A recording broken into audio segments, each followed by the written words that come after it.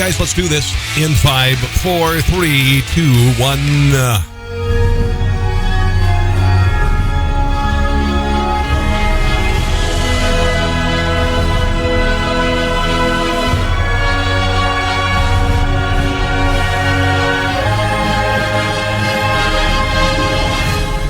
Hello, and welcome to another edition of my show. It's me, Rob Carson, and broadcasting live, of course, from Kansas City, Missouri, on this 20th of January, 2020. Make sure to not put 20 on your checks, apparently. You're not supposed to, when you sign documents, just put 20, because people could put like 2019 and stuff there, you know. Crank down my monitor just a minute here. Let me just go ahead and check. Make sure the audio is good. It sounds good. Sounds good? Sounds good? Okay. So a lot of things I want to talk about tonight, including, of course, the Chiefs' victory last night. A little bit, because I don't want to rub it into the rest of the country. And, it's just been kind of fun. Kansas City suffered kind of, I guess, what would consider a collective hangover today. I think a lot of people stayed home from work today. And, you would too. Because it's a pretty glorious thing if you've ever been in a city where your team goes to the Super Bowl. And this is the first time in my life I've had this happen, so it's pretty exciting for me. I didn't suffer the hangover. I did. My voice was a little raspy, though. My voice was just a little raspy from staying up late last night. But it was very exciting and historical. And if any team deserves to go, I think it's this team. And not just because of the number of years that it's taken to get there. Kansas City has not been to the Super Bowl since, for 50 years. Super Bowl 54 is what this one will be. I was disappointed because I wanted to see Green Bay win, and Kansas City and Green Bay met in Super Bowl one, but unfortunately it's going to be the San Francisco 49ers, who nobody cares about. And the Chiefs are favored for a variety of different reasons, Patrick Mahomes being one of them, but they're just a great team. And it kind of, I saw some parallels as far as camaraderie and whatnot with this team that I saw with the Royals when they won a couple of years ago when they won the World Series. And last night there was a little bit of celebrating on the field. This is just a handheld. The football players having a good time. Some of the just being guys on the field and celebrating the moment. Here it is. We Super Bowl better, baby. I'm telling you, we're not done yet. Hey, Chiefs, we love y'all. We're gonna bring that thing back home. Let's go. Yo, this is Tyron Matthew, Honey Badger. I'm live from Arrowhead, and we just did it, baby. Hey, we got one more game. Come on. Hey, we ready, baby? Let's do it. Yes. Go take care. Go finish it now. Chief Kingdom, what's up, baby? We appreciate all the support. Yeah. Couldn't have done it without you guys. We so thankful. We'll see y'all in Miami, baby. Hey, let's go, Chief Kingdom. Turn up, man. We'll see y'all in Miami, man. Hey, we're going to win this thing for y'all, too, man. Hey, cheat out, man. Let's go. I hope so. I hope they do. Now, here's the problem. If you want to go see the Chiefs in Miami, tickets start at $4,500. Okay, $4,500. So, yeah. I'll be watching my 70-inch big screen at home, hanging with my friends. $4,500. Just was a really just a thrill. Last night, Patrick Mahomes he had the most rushing yards. He's a quarterback. Just some incredible performances and a lot of fun. So we will see what happens in a couple of weeks. We will see. So there was a big rally in Richmond, Virginia. Governor Ralph Northam, who is the Democrat governor of the state of Virginia. I used to live in Maryland nearby, and the Virginia State House was taken over by Democrats, and there's been a lot of talk about really, really extreme gun measures, anti-gun measures in the state of Virginia. And I believe at last count, 98 counties in Virginia said they were going to be Second Amendment protection zones. Okay? Second Amendment protection zones, meaning that they're going to not impose the rule of the governor and the state house in their counties with regard to gun control. Here is a montage of the media's hysteria about what they thought were going to happen today, who they thought was going to show up today, and it's bat guano crazy. And when I tell you what happened today, now just if you haven't paid attention to the news, I want you to listen to this. Do you think that Richmond went up in flames, or everybody was cool? Right now, thousands of gun rights activists, white nationalists, militia groups all swarming the Virginia state capitol. There are a lot of people nervous about what's going to happen. Authorities in Richmond are on high alert. It could be a tense day. Such polarization, what may happen in Virginia. God. Hate groups, supposedly some white nationalists. White nationalists. White nationalists. White nationalists. White nationalist groups. White supremacists. White supremacists. White supremacists. White extremists. This entire rally stands in opposition to the meaning of this day. No. On the edge, how concerned are you that there might be some people in this crowd that may want to get violent? There's certainly a lot of concern here. Raising fears of a dangerous confrontation. There could be violence, and there's real concern there about what the intention is behind this. There's a lot of concern about the potential for violence. Could spark violence. Tensions high in Virginia may cause violence there. Northam clearly trying to avoid another Charlottesville. In Charlottesville. Oh, here we go. Now we go to Charlottesville. To see a repeat of what we saw in 2017 in Charlottesville. Similar to what we saw in Charlottesville. Worrying about a repeat of Charlottesville. Horrible 2017 Charlottesville disaster. And you look at what happened in Charlottesville. The two sides clashed in Charlottesville. Men walked through the Capitol in Virginia carrying weapons of war. Many demonstrators are, in fact, heavily armed. Heavily armed. Heavily armed. Yeah. Look at the gear. What is this all about? Militia groups, our militia. These militia groups. Far-right militias. Militia groups. Far-right extremists. Extremists. Look, those threats which caused the governor to call for a state of emergency have simply not emerged. The police very clear in saying that they have not had a single arrest during this rally. Hold on. Look, those threats which caused the governor to call for a state of emergency have simply not emerged. The police very clear in saying that they have not had a single arrest during this rally. Okay, so there you go. So all of that you just heard, the absolute hysteria, saying it was all about white supremacy. It wasn't. Now, I don't know if the mainstream media is dumb enough. They don't understand what this rally was all about.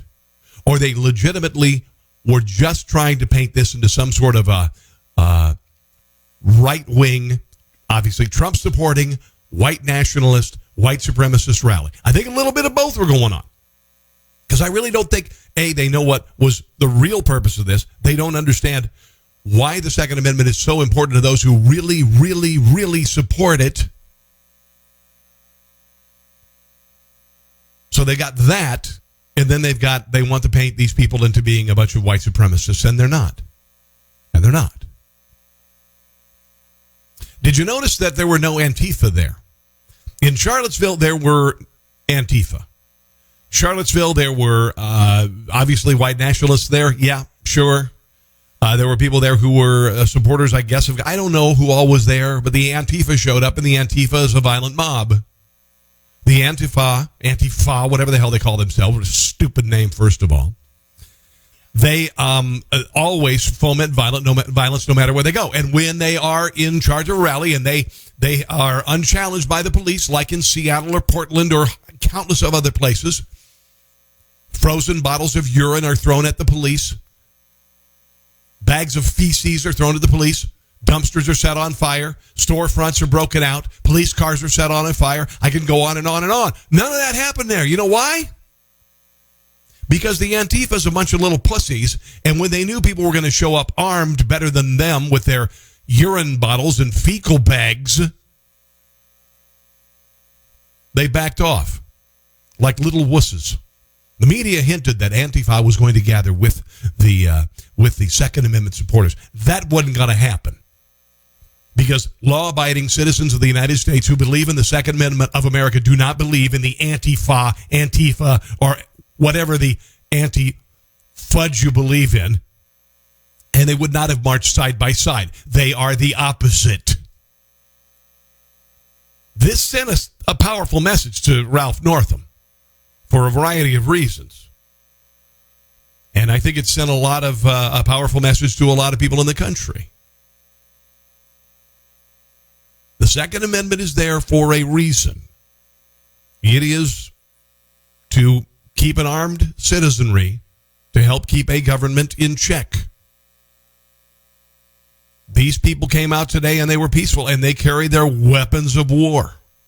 They carried the weapons they keep at home because the Second Amendment allows them to keep them at home to protect themselves, not only from others who would do them harm, but a government who might do them harm. And today we saw how well armed those people are and how peaceful they are. Not like the media painted them to be. 22,000 at the Virginia Capitol. Ralph Northam declared a state of emergency. Why? He said there was a credible threat. Bullshit. Ralph Northam wanted to either stop the rally from happening altogether or paint it into something that it was not. He wanted to cause another Charlottesville. The media wanted another Charlottesville that they could pin on Second Amendment loving Americans and Trump supporters. They wanted it so badly. You heard it in the montage I just played. They wanted it so badly. And none of it happened. And I knew that it was going to be that way. And you knew it was going to be that way. And it just never happened. Hello, David Craig. They had AR-15s, long guns, handguns, all sorts of stuff. Ralph Northam had issued a ban of a list of weapons, including guns on Capitol grounds.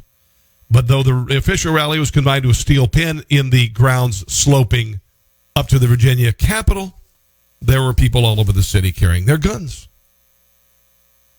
This is according to the UK Daily Mail. On Monday morning, President Trump fanned the flames of the already simmering tensions by tweeting, the Democrat Party and the Great Commonwealth of Virginia are working hard to take away your Second Amendment rights. This is just the beginning. Don't let it happen. Vote Republican in 2020. Fanning the flames, right?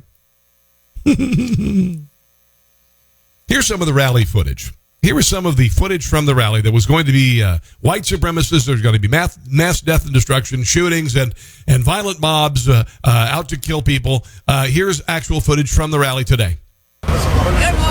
Good morning. Good morning.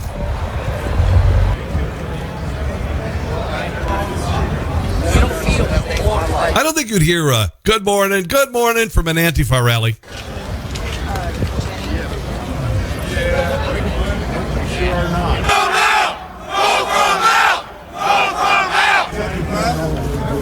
Not seeing any urine bombs here, and I don't think I see any dumpsters on fire. Oh, very well armed. Now, I think that's a pretty powerful message to Governor Northam. This is what we have at home, just in case. USA! USA! Oh, that's white supremacy. That's a dog whistle for white supremacy there, chanting the country that you're proud of. It's white supremacy. Under God! Oh, that's total dog whistle for Hitlerian speech or something. I don't know, whatever. With liberty and justice for all! That's a big gun there. I'm going to admit, a guy who has a gun that big might have some smaller things in his pants. You said something so extreme. No, sir. I'm calling that's exactly what the left I'm trying to call him out on what he was trying to stir up. No, I'm not trying to stir up anything. You did. I wasn't trying to stir up anything. What the was that about going and killing people? What the fuck was that? Look, I'm asking you a question. We know where you're about. You're an infiltrator. Get the on. We don't want your help. Okay, that's probably an Antifa right there. There to stir crap up. This happened when Donald Trump was running for president.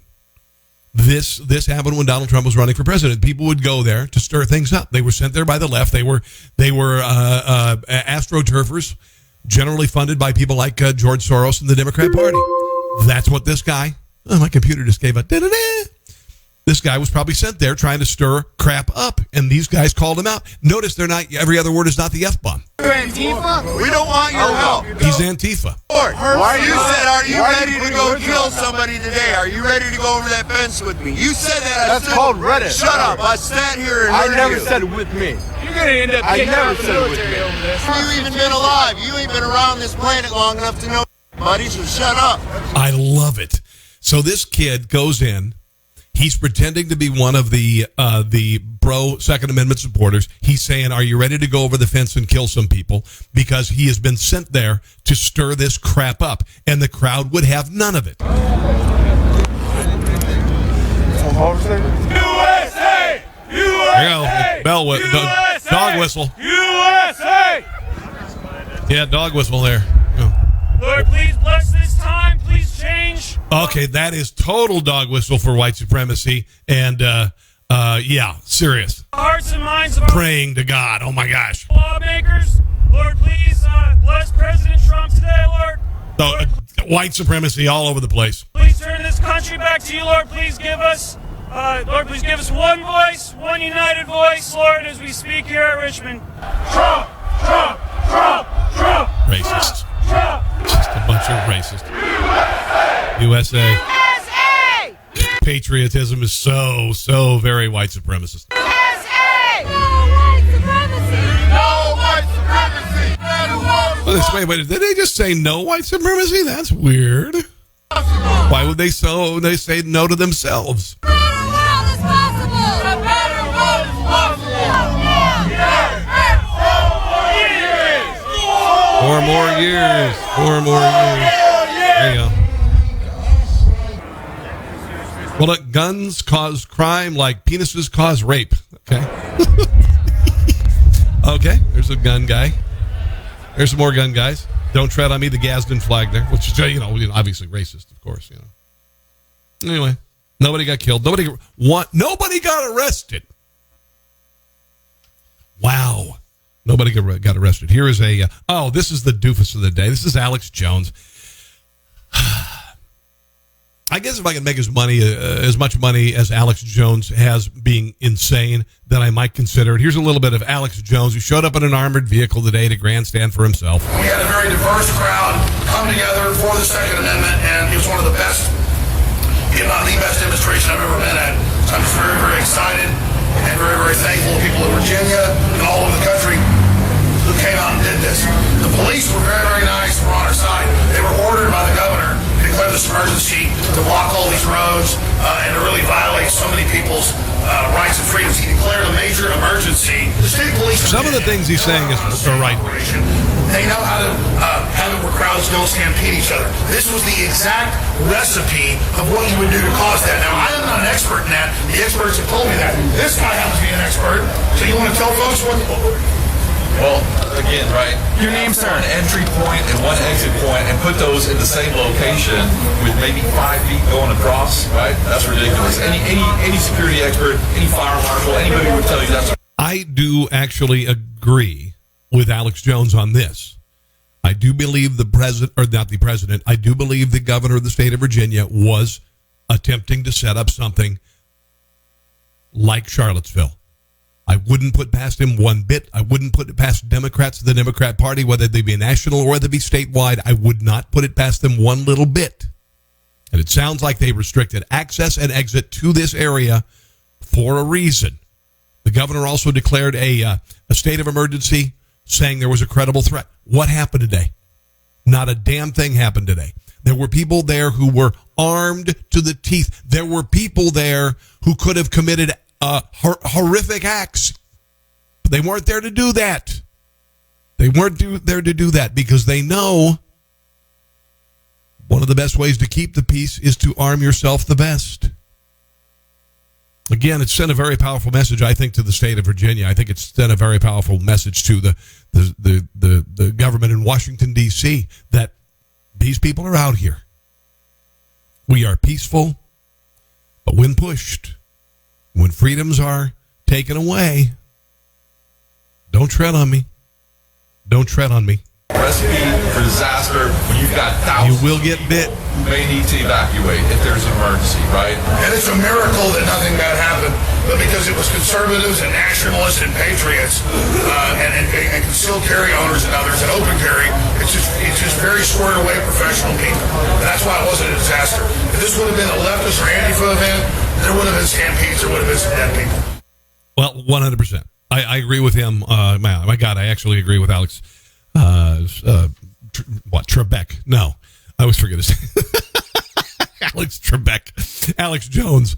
I agree with him. I think the Democrat Party wanted something to happen today. I think the media made it very clear. They wanted something to happen today. They wanted it to happen today. Let's go back. I'm going to grab that montage again. I want you to listen to this montage. Listen to this, because this is the media hoping. Okay? This is the media setting up something that was not going to happen. All right? This is the media attempting to foment rage, to say that there was something that was going to happen that was not going to happen, saying that there were people who are going to attend who did not attend. This is irresponsible. This is irresponsible. Did they ever say about an Antifa rally that there are people there, they are bringing torches, they're going to burn police cars, they're going to throw urine bombs and fecal bombs, they're going to attack police? Did anybody say that about an Antifa rally? Not one damned effing time. Here it is. Right now, thousands of gun rights activists, white nationalists, militia groups, all swarming the Virginia state capitol. There are a lot of people nervous about what's going to happen. Authorities in Richmond are on high alert. It could be a tense day. Of polarization, what may happen in Virginia. Several hate groups, supposedly some white nationalists. What hate groups? What hate groups? Show me the hate groups that showed up. Show me the hate groups. Because if hate groups showed up, where was the hate? Where was the violence? Where was the mob? Where were the arrests? None of them.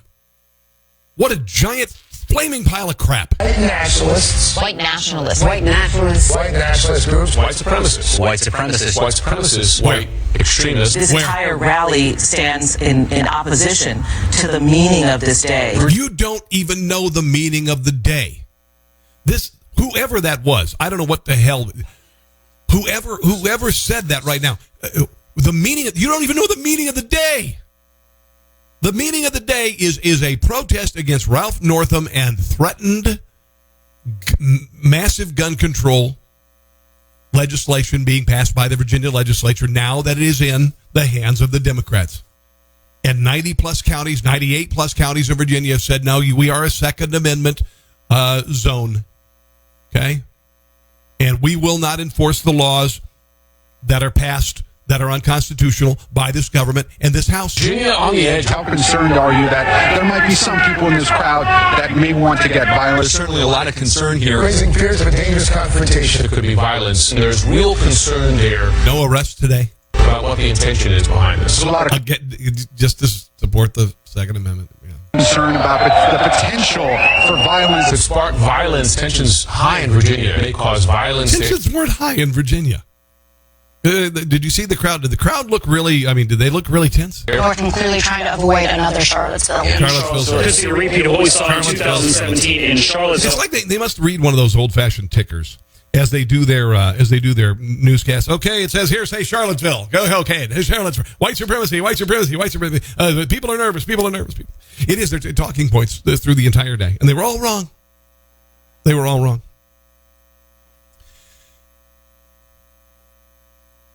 Heather Heyer, she was 32-year-old paralegal who was killed in Charlottesville. She was the woman who was killed, who was run over by this nut, James Alex Fields. Drove his car into a group of Antifa and other protesters. She was there. And she died. Her mother, Susan Bro, president and chairman of the Heather Heyer Foundation, which she co-founded in the wake of her daughter's violent death during the Unite the Right March, spoke out as thousands of gun rights activists, many toting firearms, rallied at the Virginia Capitol today, protesting plans by the state's Democrat leadership to pass sweeping gun control legislation. Virginia Democrats are backing an assault weapons ban. They don't even know what the hell they are. Along with bills limiting handgun purchases to once a month, implementing universal background checks on gun purchases, allowing localities to ban guns in public buildings, parks, and other areas, and a red flag bill that would allow authorities to temporarily take guns away from anyone deemed too dangerous to themselves, to be dangerous to themselves or others. Bro told CNN, I grew up with guns. I believe in common sense gun measures, but not extreme measures. Bro noted that while she believes some of the gun restrictions under consideration are a bit extreme, other parts of the legislation are sound. There you go. Okay, let's move on to some other stuff, shall we? I think we've got some other things we could talk about. Let's talk about Google manipulating elections. And there are, and I speak from experience with regard to social media, with Google, with how the conservative side of the political persuasion has been muted, particularly by social media, particularly by Facebook and Twitter. I know this because on October the 11th, 2018, my media company that I work with, I don't own it, a man named Terry Littlepage had built a network called The Range, obviously. And he had 30 Facebook pages. He had spent $250,000 to reach people, and he had 19 million followers on his 30 pages. On October the 11th, 2018, all of those pages went away. They were taken down. Whereas I was getting 40 to 80,000 views per episode on my video podcast, The Rob Carson Show, I ceased to exist. Our pages were gone. No explanation was given. 800 plus conservative sites were taken down that day. No refunds. Nothing. Google, if you Google things, there are skewed responses. Okay? Hold on.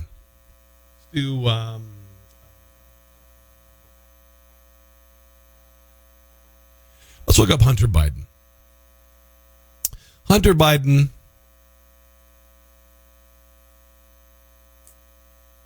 The Hill. Hunter Biden scandals, how he landed in Trump's. Hunter Biden, NPR. There's a NPR article about him. The silence of the year. What did Hunter Biden do for Burisma? That's PolitiFact. Fox News showed up. Oddly enough, there's a Wikipedia page. Joe Biden is not in the clear on impeachment, and his campaign knows it. That, according to the Washington Examiner. That's kind of interesting. I wonder why all of a sudden that I've got some interesting that the New York Post, Breitbart, and Washington Examiner would show up today. That's kind of weird that would happen, because normally it's very skewed to the left. Hold on. Let me check something else out here. Normally, like for instance, and I'll share a story here about Hillary Clinton and how Google helped her get votes last election. Okay. We've got The Hill, PolitiFact.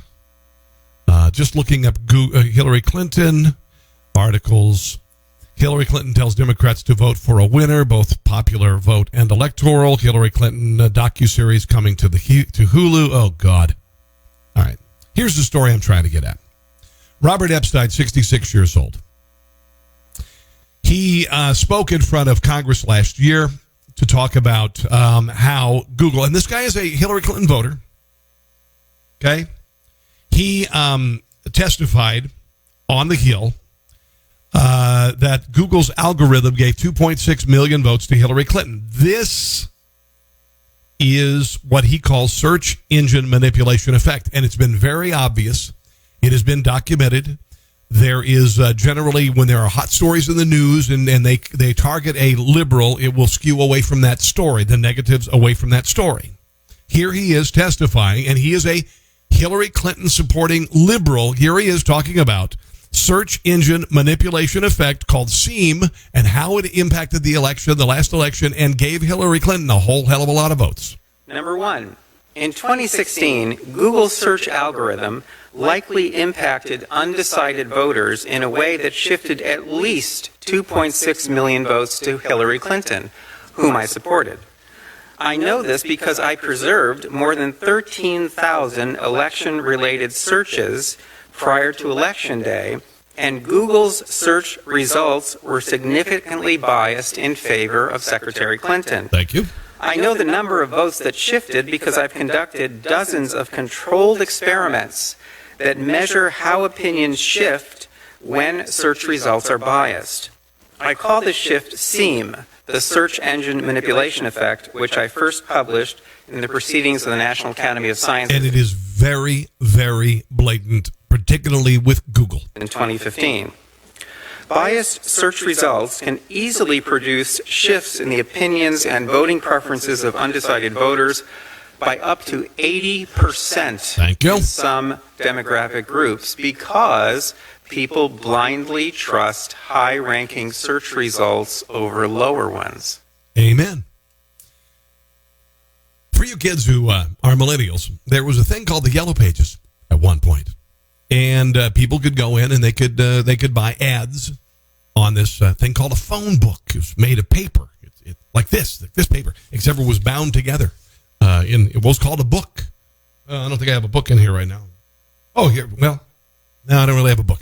Anyway, but and this book would come and it would arrive on your doorstep. And it would be a big book, and instead of looking up somebody's phone number on the interweb or the calling the 411, you'd look in this book and it would be there. And then the Yellow Pages were for businesses, and businesses that had a lot of money, they could put a full page ad, and everybody noticed the full page ad. And even if their service sucked, they get lots of business because it was a very large ad, and they could buy it. Well, that's kind of what happens with Google. So for the Democrats that bought the full page ads, they didn't have to pay anything for them because the people who run Google are very skewed to the left. Consequently, every article that was negative about a Democrat was put down, redirected, and every thing positive about Republicans was buried, and all of the bad stuff was amplified. Now you combine that with 90+% of the media coverage of Donald Trump was negative, and you get a paradigm shift there. Robert Epstein's wife died in December. She was 29 years old. Her truck spun out of control along a California road and into the path of a tractor trailer. He tweeted on Sunday, "Last year, after I briefed a group of state AGs about Google's power to rig elections, one of them said, 'I think you're going to die in an accident in a few months.' A few months later, my beautiful wife, Misty, died in a violent death. Makes you wonder." I don't know. Epstein early tweeted that on January 4th, by the way, although losing Misty is devastating for me, there will never be another Misty in my life. After all, I am still not suicidal. Hear that, Google? Hear that, Hillary? This may be a man who's just profoundly grief-stricken. Somebody told him, though, hey, man, you got to be careful. You might end up dying in a car accident, and then his wife does. I don't know. Hello, Aaron. How you doing, man? I wish I could have been there last night at RC's. We both ended up working. It must have been nuts. It must have been nuts. I love RC's. RC's is this little place not too far from my house, and RC's is known for deep frying everything, and it's friggin' fantastic. It is absolutely friggin' fantastic. Speaking of friggin' fantastic, hey, let's talk about Dots Pretzels, shall we? Dots Pretzels are a gift from God. They are amazing. They are made in North Dakota. They are made in the Kansas City area, and they are also made in Arizona now, and they're growing by leaps and bounds. And they are glorious, glorious pretzels, okay? They are buttery. They are oniony. They are garlicky. They are, suppose you should eat them alone. I mean, not alone, by yourself, but without any condiments, just by themselves. Don't eat them with anything. You can have a beer on the side or whatever, or soda or whatever. But leave them alone because they're glorious. They're glorious and they're perfect as is. They are perfect as is. They are the best pretzels ever. Every time I show somebody a Dots logo or a pretzel bag, they go, "Oh my God, those are Dots pretzels. Oh my God, they're fantastic." Well, they're growing by leaps and bounds, and they're starting to show in more and more stores. More and more stores. They're in Hy-Vee now. They're in Hen House. They're in True Value Hardware. They are in all sorts of places, and you can get them online too. Just dotspretzels.com. But if you do order them online, order a bunch of them, all right? But go to dotspretzels.com and you can find out where they are, all right? And trust me, you're going to love these pretzels. They are absolutely amazing. Dots Pretzels. Normally, I don't get excited about, no, you don't get excited about pretzels. You go and you buy the whatever in the brand in the store, and it's a rod or a stick or a twist or whatever, and they're okay. They're just okay. They're okay. That's why they put them on a bar and they make them free. At least they used to, anyway. This is a pretty interesting story. Your son is wrestling, and I used to wrestle when I was in junior high and part of high school. And the opponent performs an illegal move on him. Okay, an illegal move on your kid, which could be injurious. What do you do, ladies and gentlemen? What do you do if your kid is out there and this other kid flips your kid upside down, does an illegal move on your kid? Do you protest with the referee? Do you call the school superintendent? Or do you do this?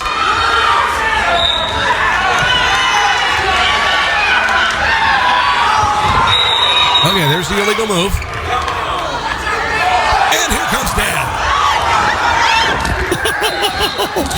Let's watch that again. Here we go. Oh, there's Dad. There's Dad. I gotta watch that again. That's just too good.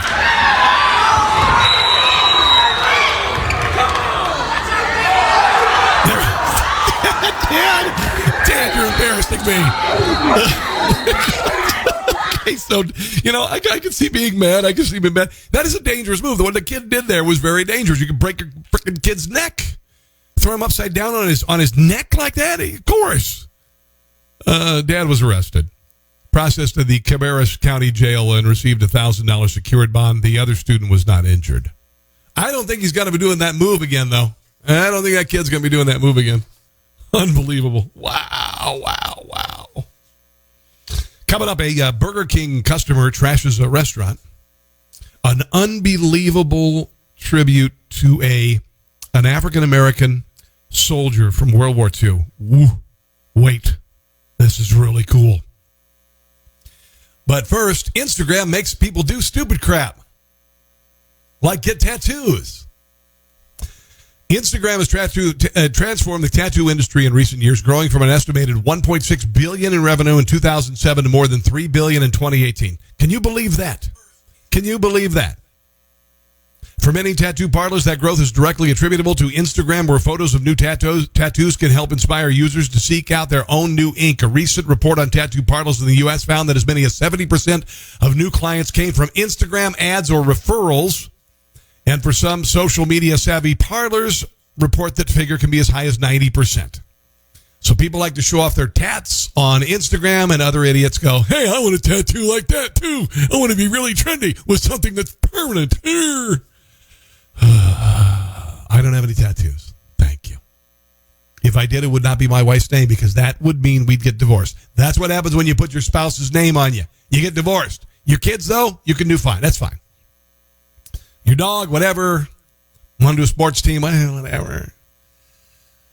I never got it. Instagram totally changed the tattoo community. Brooklyn-based tattoo artist Laura Martinez told CNBC. Jason Elliott, a tattoo artist in Texas, says he's gained an extra 6,000 followers after one of his tattoos was reshared a mere 65 times, showing how powerful the photo sharing app can be. Elliott began experimenting with paying to promote some of his own Instagram posts, and it apparently worked. Well, yeah, pretty cool. Pretty smart, actually. 20,000 tattoo parlors across the country. More than a third of people between 25 and 29 have tattoos. So it's always kind of been that way. I wonder how many people my age decided to get the barbed wire. I'm going to move this chair. Barbed wire tattoo. I don't have a guess, so I can shove it off to the side. Remember that around the bicep, the barbed wire? I never got it. Why would you be trendy with something permanent? You know? Think about it. You got these morons who gauge their ears, and and they're not even. This normally is reserved for tribes of the Amazon, things like this. You put a plate in your lip or whatever, you gauge your ear gigantic, and you got some doofus working at Starbucks, and he decides to gauge his ear, the size of a coffee saucer, right? And you end up looking like a moron, and your ear's going to be effed for life, and you have to clip that off, and you're going to be deformed because you're an idiot. Or piercing, the nose piercing and all that crap. Or this piercing, right? I'm going to pierce this right here. Anywhere you can find some skin. Pierce your penis. You pierce your whatever, girlfriend. Really? This would be a good place. This is my weenus. Did you know that this is called a weenus? Did you know that? Right there? If I was going to get something done, I'd have my weenus pierced. There you go. Because that's, it's not very, the skin is not very sensitive there. So I'd have my weenus pierced. Jeremy Hansen, hello, how are you doing, my broadcast brother? Hey, Jeremy, I got an idea. Let's you and me go on a tattoo parlor and get our weenuses pierced. What do you say, man? We can get our weenuses pierced, man. We can go down to Raleigh and we can party like a big dog there. We can show it off on Instagram. God, some people are so stupid. Burger King. Let's talk about Burger King. This is just kind of I don't know. Restaurant in San Antonio, Texas. This is part of the the death of civility in the country that's been going on for decades, you know. And this is just a classless moron. Goes in. Angry woman, she's shouting at a fast food worker in San Antonio. Apparently the fast food worker says, if you want another, and they call it a sachet of sauce. A sachet of sauce. What the hell? Really? A sauce packet, as I thought it would be. Standing at the counter, the woman who is with a man screams, explain her what the F to say, bitch, before flicking a container of sachets at the worker. They're sachets. That almost sounds like you shouldn't be eating at Burger King. It's like, yes, I'll have the Whopper Jr. and a sachet of sauce. There you go. There you go. And this sauce packet. But anyway, the sachet of sauce. And it did set this woman off. And she went into a tirade and she made a mess. And she looked like a complete moron because she is one.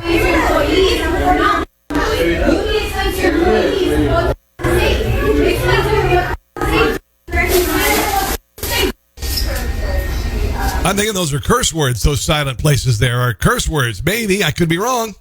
She's so ghetto. Oh, here comes the tantrum. I'll show you ghetto, bleep, bleep, bleep. I'll throw some sachets at you. Throwing me a sachet, you ghetto sachet thrower. Well, let's throw some straws then. I'll see your sachet and I'll throw some lids. A tray for your sachet. Here she goes. Now, here's the pièce de résistance as she departs the restaurant. Here she goes. March it out. Yes. Have fun working at Burger King for $8 an hour, bitch. There you go. Nice. That's classy. Yeah, you know what? No more sachets for you. The hell out of here. Hello, Marty. What's up? Okay. About to wrap things up on this here radio program. Or I should say video program. Let me get rid of that piece of video.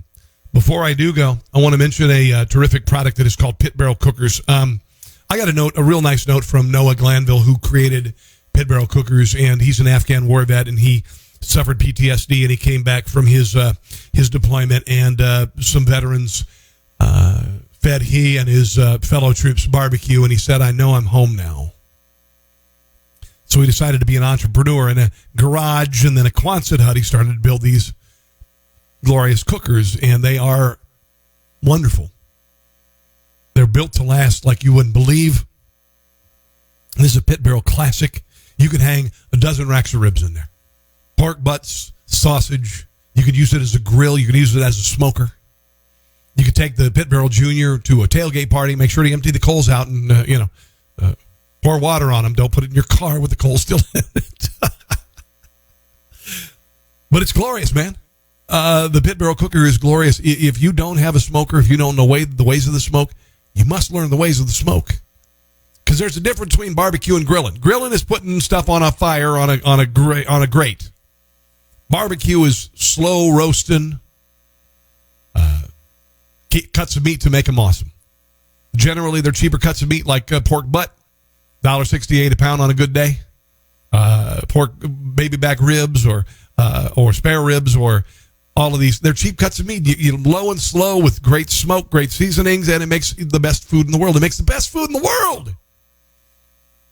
PitBarrelCooker.com if you want to check it out. PitBarrelCooker.com. You will not regret getting a Pit Barrel Cooker. Father's Day's coming up. Mother's Day's coming up. Either one. Valentine's Day's coming up. PitBarrelCooker.com. PitBarrelCooker.com. Before I go, a lot of times our military has a habit of waiting too long to honor people. When you hear people getting, posthumous rewards, and I understand you die in the line of combat, you're going to get a posthumous reward. I understand that. But there are others who wait years for their medals. This is a story about a man who's being honored posthumously, and by years. He died serving his country in World War II at a time when the United States didn't give black people a whole lot of reason to want to fight for the country. Right? You got Jim Crow in the South. There are a whole lot of reasons why maybe, why would I want to take up arms against our enemies when The enemy's right here. They treat me like crap. They make me, drink out of another water fountain. They don't let me serve with the white troops. I can't play on white baseball teams. Why should I serve? Doris Miller. Doris Miller served. Here is Doris Miller's story. Behind every medal awarded in battle, there is a story. Many of these stories began on distant battlefields, showcasing acts of valor in the chaos of combat. The story behind Doris Miller's Navy Cross, however, began in the kitchen of a battleship on a beautiful, quiet Sunday morning. The nation was at peace, and most of the ships assigned to the naval base at Pearl Harbor, Hawaii, were pierside. The date was December 7, 1941. Miller was a Navy cook, one of the few ratings open to African Americans at the time. He had just finished serving breakfast on board when he heard the alarm no sailor ever wants to hear.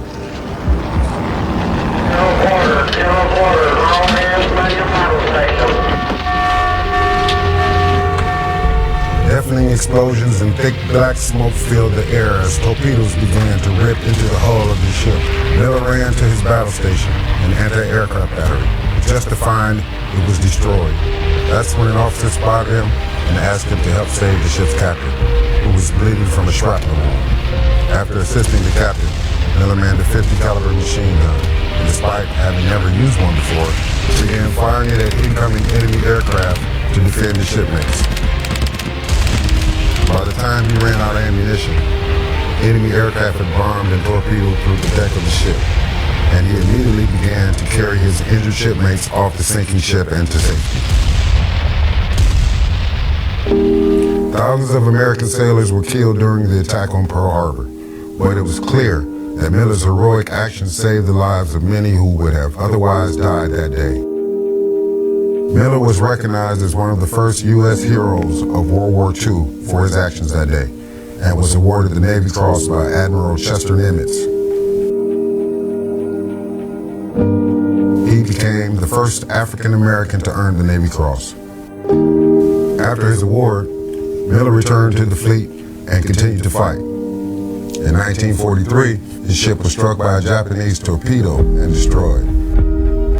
On December 7th, exactly 2 years after Miller's heroic actions at Pearl Harbor, his parents were informed their son was missing in action.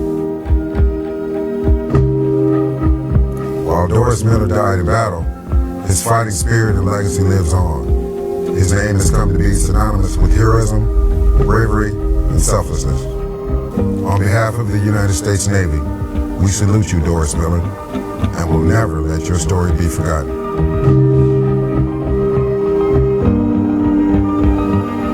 And do you know how they're doing that? They're naming an aircraft carrier after him. Wow. The U.S. Navy set to announce a future aircraft carrier will be the first named in honor of Doris Miller. Wow. He got to a 50 cal. He was not trained to operate. He used it until it was empty. Then he was done. And he saved more sailors. Unbelievable story. Wanted to share that with you today. Guys, I hope you've enjoyed the show. I've had a lot of fun with you, as I always do. If you get a chance to up here, see this? It's patreon.com, patreon.com. Look up Rob Carson's show. There's an opportunity there if you want to give me $1 a month or $5 a month or $10 a month or whatever, and give me the chance to continue what I do here and in other places. Also, politically incorrect designs right here. tepublic.com, conservatives. There's some Kansas City-centric stuff right now to support your favorite hometown. Right there. Hillary in 20 never. Some politically incorrect stuff as well. So there's your Kansas City-centric stuff. Cool. Kansas City. There you go. Kansas City. And, of course, Hillary in 20 never. So if you do that, that'd be awesome. Okay, time for me to go. As I have said, for the first time in our lives, 2020 is no longer hindsight. That's the mantra that I'm living by every day. Everything from 2019 to 2018. That's all back there. That's all back there. And for the first time, 2020 is in front of us. So make the most of it. I want to thank you for watching tonight, guys. God bless you and your families, and have a glorious evening.